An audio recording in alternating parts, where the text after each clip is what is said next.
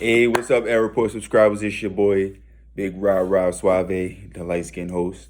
Back with my second return of my top five. Last week, if you ain't check it out, go check it out now and then come back to this video. I did the top five free agents.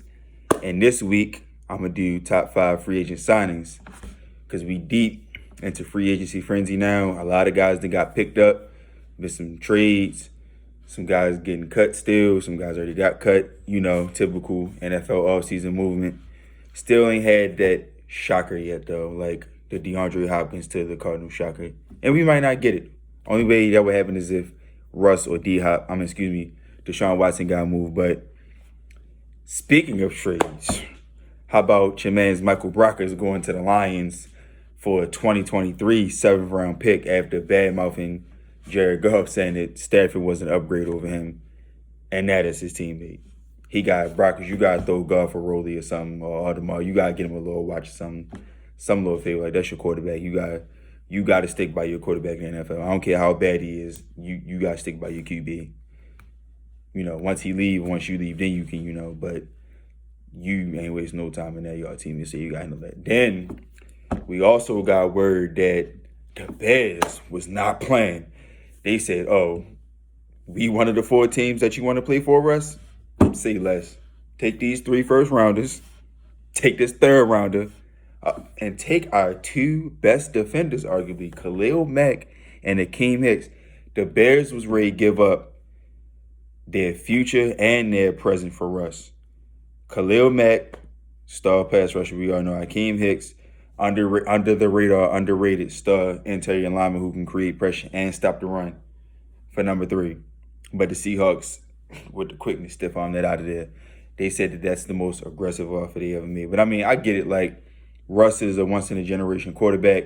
The Bears, you can argue, have never really had a quarterback like that was like that of his caliber. Like, no, they've never had like any type of quarterback like Russ. So I mean, I understand it. Plus, that's going to attract more of a fan base. Sierra's going to be up there too. She's going to attract more fans. Like Chicago is a good market for him. Like he's used to the cold weather because he played college at Wisconsin. So I get it. But what could have been. But anyway, on to the list. Again, there's some rules here. This top 5 isn't in any type of order. And it's okay to disagree with me, but it's not okay to disagree with me in silence. So mention me, tag me, DM me, whatever, because I want to hear your list and why you think mine may be wrong and dumb. So with that being said, number 5, Corey Linsley getting signed to the Los Angeles Chargers from the Green Bay Packers. Corey Linsley was the highest rated center per Pro Football Focus last year with a grade of 86.4. The Chargers' highest graded lineman last year in general, who was a guard, I think, was 65.1. Herbert, yeah, he had a good year. Yeah, he put up numbers, but he was under harassment a lot. And that's why they lost some of them games. And then remember, the Patriots blew them out 45-0. So it's a must that they protect him. Look at Carson Wentz, let him be an example. Look at Sam Bradford, let him be an example. You cannot let your young quarterback get beat up early. You got to go get protection for him, and that's what the Chargers did. They committed to him. They just signed Jared Cook, too, but he's not a part of this. So, they got a replacement tight end for him. But you got to protect this kid. He can't run every game. You shouldn't make him run every game, and he's not invincible. These hits eventually pile up, so you got to protect your quarterback. Pouncey just retired, so there was a big hole in the middle of center, so love to pick up for them. Corey Linsley, young player, up and coming. He's good, great even, best center in the league last year. Good protection for Justin Herbert. I like the signing. Number 4, Jonnu Smith and Hunter Henry to the Patriots via Tennessee and the LA Chargers. The Patriots offense was horrible last year, passing, because I thought their run game was pretty cool. I mean, I'm a Ravens fan, and they ran all over us in Foxborough, even though it seemed like the weather was cheating on our side. But, I get to that another day. But, yeah, the Patriots' passing game was just trash. No matter whether it was Cam, no matter whether it was Hoyer or whether it was Stidham.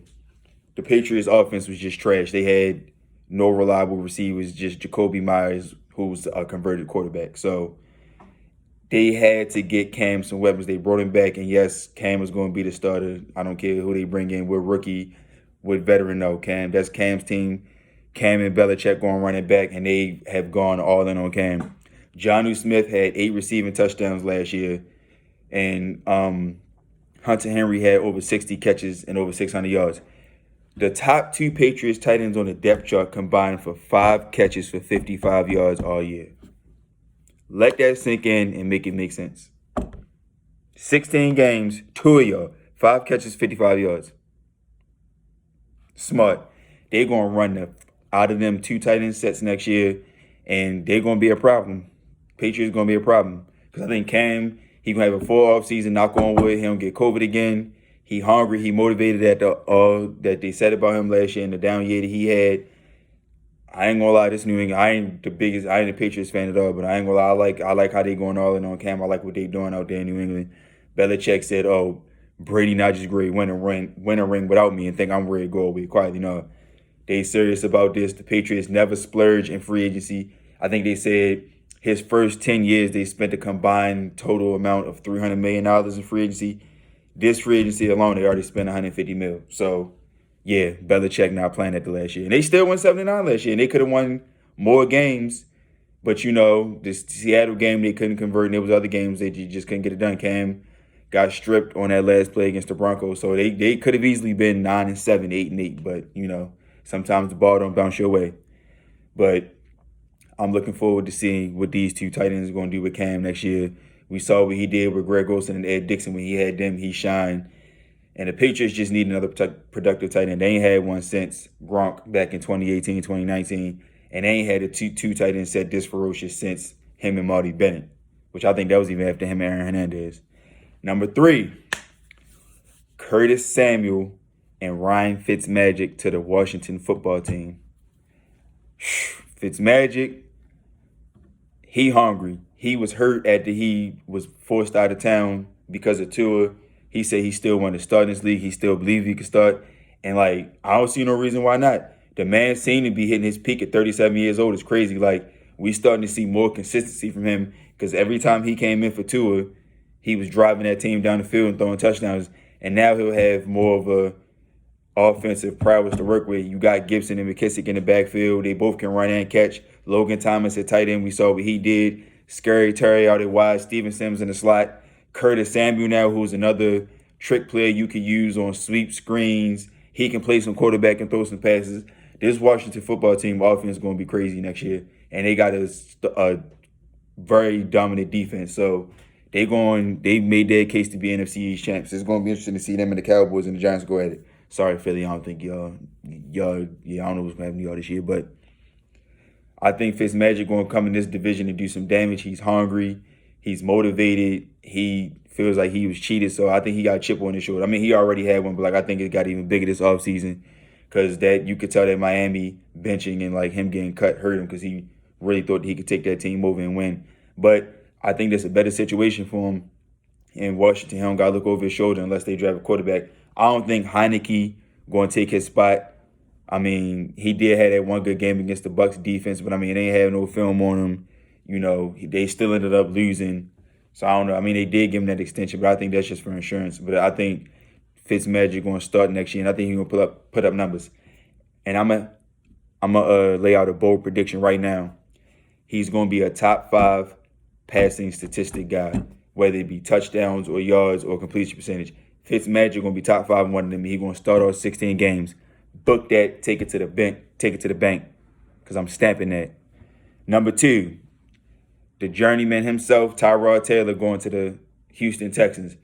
They don't know what's going to happen with Deshaun Watson. So I think this was a smart pickup for them. He's a quality starter and a quality backup they got for a good amount of money. He can come in, run the same offense that they can put Deshaun in because they both mobile quarterbacks with an arm. I think Tyrod should have been a starter in this league. I think he should have still been on the Browns. I think I would have invested that top 1 pick somewhere else over Mayfield. As opposed to, I would have, when they had the number 1 overall pick in 2018, I would have put that pick towards another need on the team besides the quarterback because I think Tyrod could have took that team over. And, if you'd have just built the offense around him more, I think it could have been more explosive. I mean, yeah, Mayfield just not having a good year, but, like, who knows what could have been. But I'm not an NFL GM. But shout out to the Texans for getting him down there. He got Cooks to throw to. They just traded and got another tight end for him to throw to. He's going to have David Johnson coming out the backfield, who's probably hungry and rehabilitated. They just got to get him some more offensive weapons. I think maybe bring back Randall Cobb, but surround him with some talent and protect him. And, yeah, I think if Watson don't come back, he should keep them afloat in the NFC South. And, of course, they got to address the defense. But, I mean, offensively, I think they should be straight with Tyrod if Deshaun don't show. And even if Deshaun do show and get hurt, bam, you got Tyrod who can come right in. So I think that was a smart pickup by the Texans. And then number one, Bud Dupree to the Tennessee Titans. If you know football, you know the Titans have no pass rush. They tried to boost it with Vic Beasley and Jadeveon Clowney, and it just didn't work out for either one of them. I mean, Clowney gets pressure, but they want sacks. Like, they want a guy that's going to get home, and Clowney and Beasley wasn't able to do that. They got Harold Landry in the second round a couple years ago. He's been okay. He hasn't been like, a top 5 guy, but I think they should give him some more time to develop. I think he was drafted in 2018, so we'll see if he can take that leap forward this year and year 4. Bud Dupree has 19.5 sacks in the last 27 games. So the pass rushing prowess is there. He took a step forward in 2019, and he looked like he was building up to another great year and probably going to cash in on a big payday, but he tore his ACL this season because his sack numbers was increasing after he was in a little slump. So the Titans, I think they solved their problem rush-wise with him. I think he's going to come back off this ACL tear hungry. He's in another 1-year prove-it deal. He's in another year where, he got to prove that he can play consistently and get consistent pressure and get home so he can get that big payday next year. They need to address their secondary.